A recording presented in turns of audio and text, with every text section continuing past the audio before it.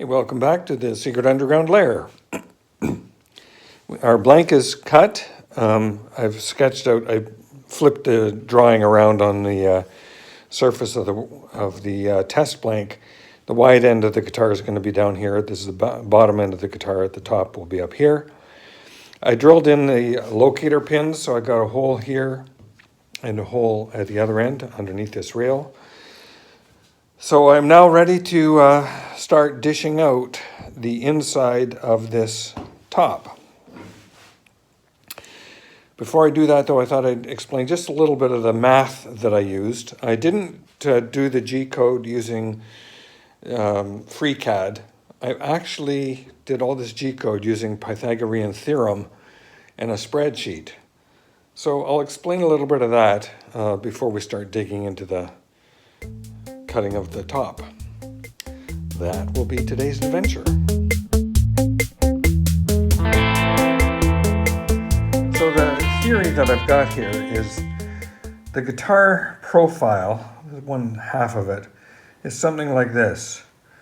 And as I was sketching these out just on paper with a pencil, I realized that what I've got here are 5 distinct curves. I've got a curve that goes here, which would be represented by a circle like that. Then a slightly tighter radius would give me a circle in here. A smaller circle here gives me this radius on the inside. And a slightly bigger circle gives me a radius around here. And then finally, this last curve is going to be a fairly large circle. So putting together 5 circles and making them all tangential to each other, I wind up with a profile that I quite like and looks pretty good. So the question then is, how do I calculate where that line is? So if I assume everything is going to be operating on a grid here, so I have an x-axis across here and I have a y-axis across here, I can now place the center of every circle at a given point on that xy axis. And having a center of the circle on every center point marked on this xy axis, I can now figure out using Pythagorean Theorem, I can mark this thing. This is going to be every millimeter. I've got this marked along here. So I know the distance from here to here. And I know that the radius of the circle is always going to be consistent. So if I'm taking this first curve as an example, this large circle, I know that the point to here is going to go to the center of the circle. Let's assume that's the center of the circle. So that's going to be my radius. I know exactly how far this is going to be because this is in millimeters. And I can go up to here and I can say, right, this squared, or I know that, Pythagorean theorem, right? A squared plus b squared equals c squared. So this being my a squared, this is my b squared, this is my c squared.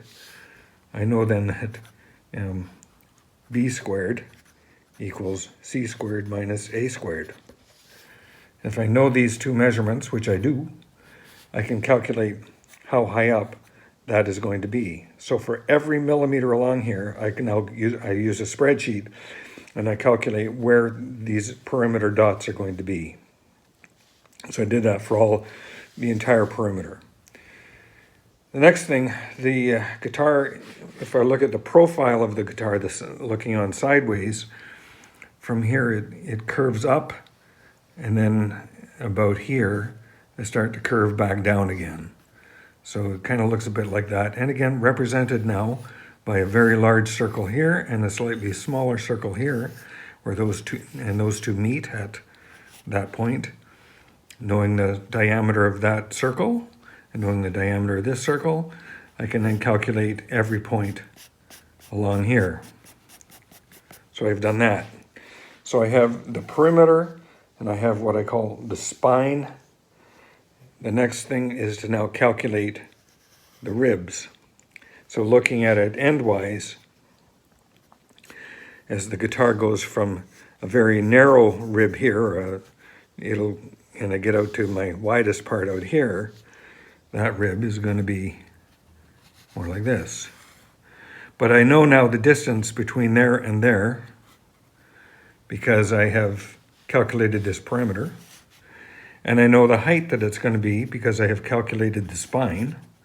So I know exactly, I can now calculate every point along this curve.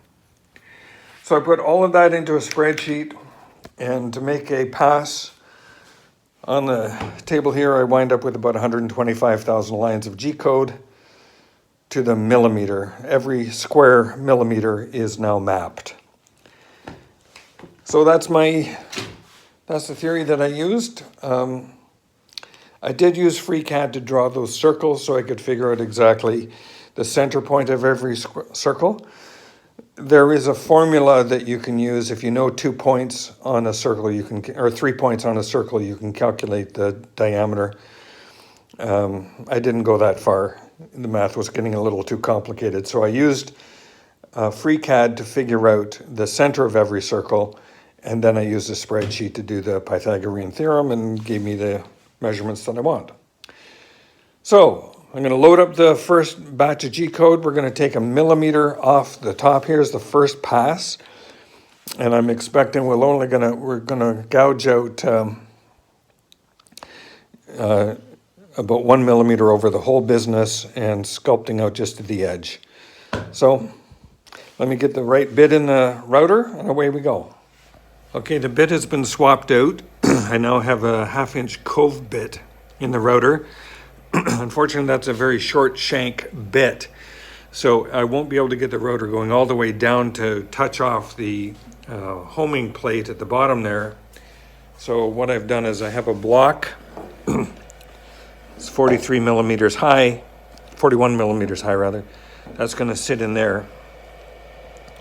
And now the bit will come down and touch off that block, so I don't have as much travel involved, and I can offset the measurement using GCode to get it to the right height. So I'll start up the operation now. It's going to home the axes, come out here to the center of the table, drop the z-axis a little bit, then come down to this end, and we'll start making passes going back and forth 1 millimeter at a time, covering off the entire inside first scoop of this top. So we're going to be just taking 1 millimeter off here, so I may not even take anything on this first pass because it's going to be tight or close, but should get just a little smidgen, but that's okay. I'm looking forward to this test as a test of the GCode and the machine and just a whole bunch of things. So I'm going to set you up on time lapse, and we'll watch this go.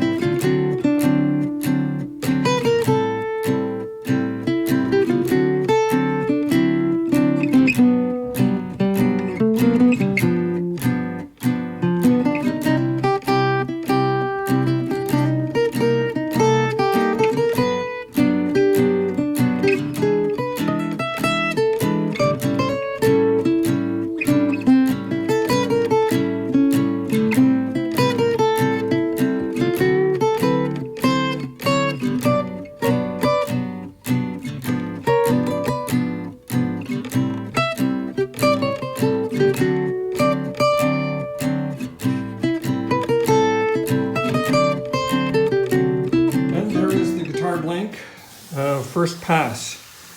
Not perfect. This one little cut that went down here, I have to fix that. And going back to the home is a little slow, but we'll take care of that. And get ready for the second pass on our next video. So, hope you enjoyed that. Thank you very much for watching. Please like and subscribe. And I'll see you on the next edition of our Archtop guitar.